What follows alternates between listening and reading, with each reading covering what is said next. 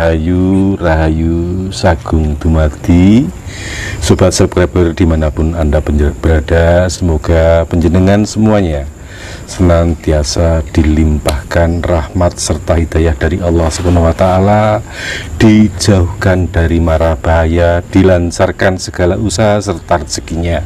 Amin.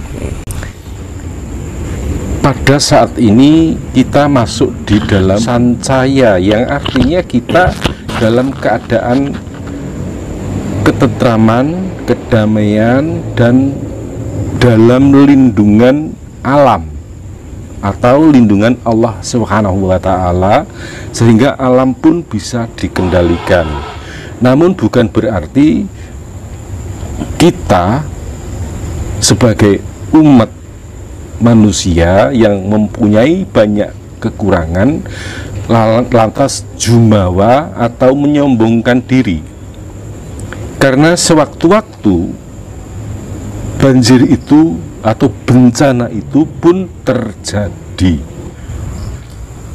adalah yang dilambangkan dengan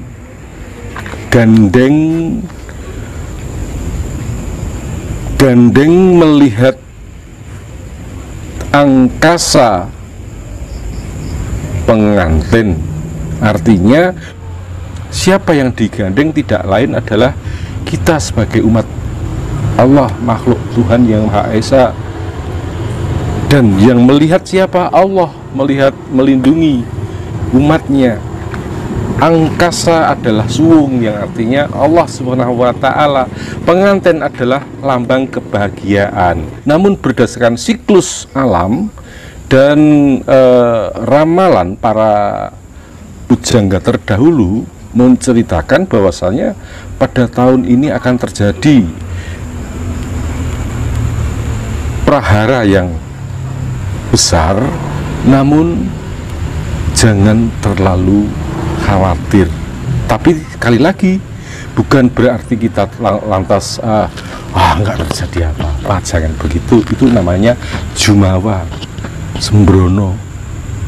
Manusia yang banyak mempunyai kekurangan, kita berserah diri kepada Allah Subhanahu wa Ta'ala. Semoga apa yang diramalkan para pujangga terdahulu benar, bahwasanya banjir itu, prahara itu, bencana itu tidak sedahsyat tahun-tahun yang lalu, melainkan hanya perputaran siklus roda peralihan tahun saja. Kalau seperti pagebluk yang kemarin itu kira-kira masih ada nggak Romo untuk tahun-tahun selanjutnya? Bukankah pada pertemuan kita yang terdahulu masuknya, meledaknya pagebluk dan usainya itu ada di bulan 7 2021, jika kita masih ingat putaran terdahulu, kan? Dan ternyata pada bulan 7 benar-benar luar biasa. Pagi sakit, malam meninggal, malam sakit, pagi meninggal, begitu seterusnya, dan akhirnya juga berhenti pada bulan 7 itu juga. Nah, sekarang kita tinggal menikmati bahwasanya insya Allah tidak ada lagi pagebluk yang namanya pagebluk yang mengerikan tersebut. Namun mengenai tentang virus itu tetap ada, karena virus itu adalah bikinan manusia, ulah manusia pula. Jadi ulah manusia yang menyebabkan pagebluk seperti itu. Ulah manusia yang akhirnya menjadi bencana global.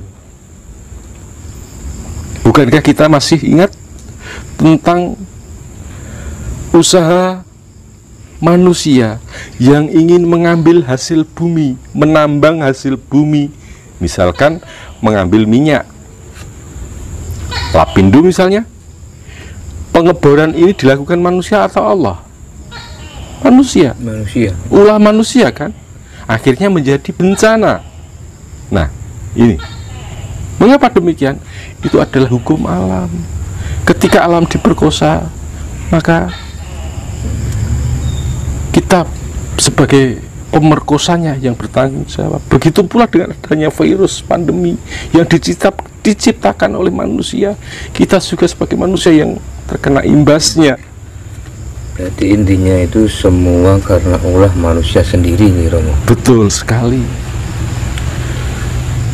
Ini yang kedua Romo, ini membahas kan banyak orang ini bahas masalah pemimpin kita untuk selanjutnya Romo.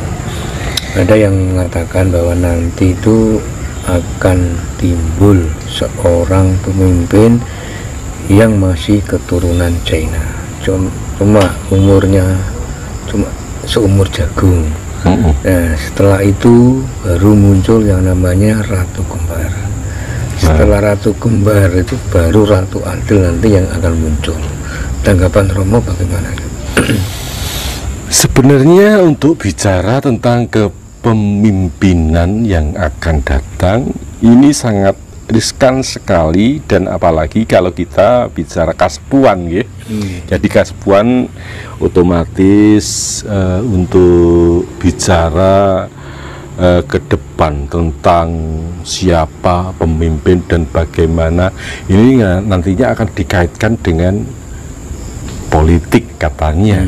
Namun apa salahnya jika kita sebagai manusia juga mengetahui tentang perkembangan roda kehidupan agar kita bisa memilih dan tidak terkejut apabila ada sesuatu yang memang terjadi seperti yang jenengan sampaikan, akan adanya pemimpin Cina namun dalam kepemimpinannya hanya seumur jagung seperti itu. Namun menurut kacamata batin saya meramalkan, tapi sekali lagi ini hanya ramalan, bahwa sesungguhnya benar dan tidaknya itu adalah kehendak Allah Subhanahu wa Ta'ala. Insya Allah untuk kepemimpinan yang akan datang ini masih lahir tah suku Jawa. Ngaten, masih trah suku Jawa yang artinya keturunan Jawa. Namun dalam pemilihan nanti memang akan lebih ramai ketimbang pemilihan pada 10 tahun yang lalu. Akan lebih ramai pada pemilihan di 10 tahun yang lalu. Maka dari itu saya berharap saudara-saudara saya jangan sampai terbawa arus, ikuti nurani. Jika memang itu pantas sebagai panjenengan rasakan pantas untuk dijadikan pemimpin, ya silahkan panjenengan pilih dengan nurani. Jangan sampai panjenengan menjadi orang-orang bayaran, dan ingat, jangan sampai jenengan terperangkap oleh jaring-jaring orang-orang yang mempunyai ambisi dan kepentingan sesaat yang akhirnya memecah belah persaudaraan kita. Karena apa? Pemilihan itu hanya sementara, namun persaudaraan kita selamanya. Saya katakan sementara. Oke lah, pemilihan yang jadi itu 10 tahun atau 5 tahun, tapi persaudaraan kita seumur hidup. Jangan sampai nanti panjenengan terpecah belah hanya karena beda pilihan. Monggo silahkan berbeda pilihan, karena perbedaan itu sesungguhnya adalah indah. Tanpa perbedaan kehidupan tidak akan ramai. Tanpa perbedaan kita tidak akan mendengar bagaimana warna dunia. Namun dengan perbedaan itu kita bisa terpecah oleh keadaan. Maka sekali lagi saya sampaikan, dari penglihatan mata batin saya masih optimis bahwasanya besok pemimpin itu keturunan Jawa. Jawa Timur, Jawa Tengah, apa Jawa Barat, Romo? Yang jelas keturunannya masih ada di Jawa Timur.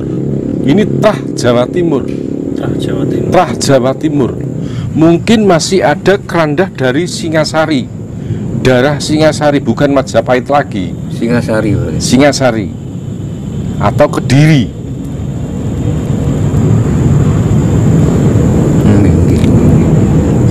Jawa Timur.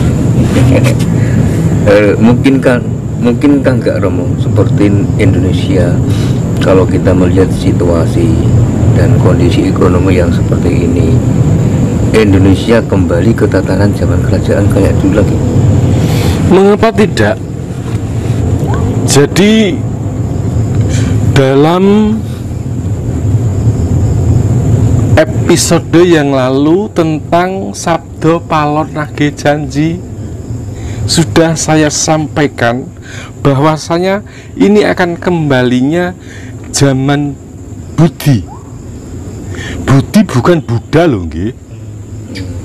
Budi itu adalah Buddhis yang artinya suci, kesucian yang akan membawa kesemakmuran bangsa-bangsa, kesemakmuran persaudaraan. Dan dari sini kita sudah bisa melihat dan merasakan betapa saudara-saudara kita sudah sadar kembali tentang adanya kita dari mana, berasal dari mana, dan akan kemana. Sudah tidak sedikit pengingi sepuh kaum penghayat yang sudah mulai bangkit untuk menata kembali Nusantara dan Katulistiwa berdasarkan keimanan masing-masing. Bukan berarti kita tidak menerima ajaran dari mancanegara. Kita menerima ajaran dari mancanegara sebagai sinergi, sebagai keseimbangan, bukan untuk dimungsuhi, tapi untuk menyempurnakan ajaran. Nah, inilah yang akhirnya membawa kecemerlangan bangsa serta budaya kita. Kita sekarang sudah bisa menikmati bagaimana tataran kehidupan yang tidak seperti pada saat kemarin. Meskipun 2 tahun kita tertekan dengan keadaan, toh nyatanya ekonomi masih tetap mapan, gitu kan? Tidak ada berita kelaparan, tidak ada berita seperti saudara kita yang di Ethiopia sampai terjadi busung lapar. Kita semua, meskipun yang dapat bantuan pemerintah maupun yang non subsidi, berdiri atas dirinya sendiri, bisa hidup, bisa makan dan sehat. Nah, ini tandanya bahwasanya nyata bahwasanya eyang kita Sabdo Palon Noyo Genggong itu sudah ada, sudah merangkul anak cucunya untuk dibawa lagi ke masa kejayaannya. Dan panjenengan pirsani, di mana sekarang setiap kali ada upacara tanam, upacara panenan, itu sudah tidak seperti dulu. Yang sekarang banyak mulai melaksanakan sujud syukurnya kepada Allahu Robbi, Gusti kang murbingrat, kang nguasani jagat raya saisine. Lah niku Mas, ingkang yang saya sampaikan tentang bisa enggak? Maka jawaban saya bisa. Karena sudah terbukti 2 tahun loh awake dhewe iki ditindes dengan alam, atau bukan maaf saya counter nggih, bukan ditindas dengan alam, ditindas dengan keadaan nggih. Ditindas dengan keadaan. Ya memang ada campur tangan pemerintah yang membantu, tapi tidak sedikit yang tidak terbantu. Tapi mereka juga hidup, tidak kekurangan.